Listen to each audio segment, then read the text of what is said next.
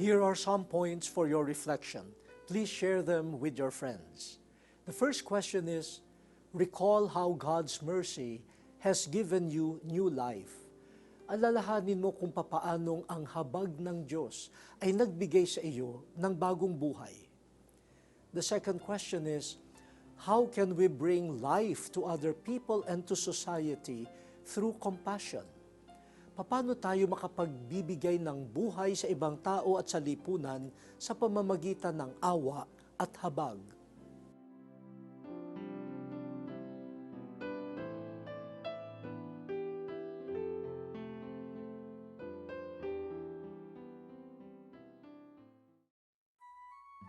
Most loving and almighty Father, by the coming of your Son Jesus to the world, you revealed your face to us. By His death on the cross, your mercy flowed to the world from His pure heart. By His resurrection, you revealed that you are the God of life, love, peace, mercy, and light. Father, we easily forget. Remind us that we are created in your image, that every breath is your gift, that you made us stewards of your creation and of each other, that we are your children. By the power of the Holy Spirit, strengthen our faith that we may not lose our way.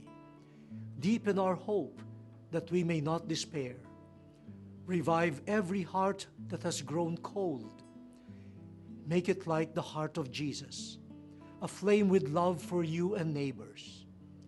Together with Mary, our Mother, hear our prayer in Jesus' most holy name.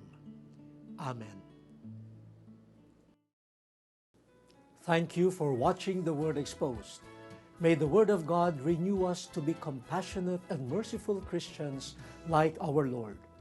May it likewise lead us to a greater service of God and of our neighbors.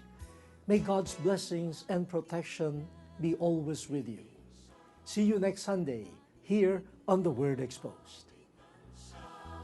Pagliligtas ng Diyos nasa krus ni Jesus, ang siyang sa mundo'y tumulong.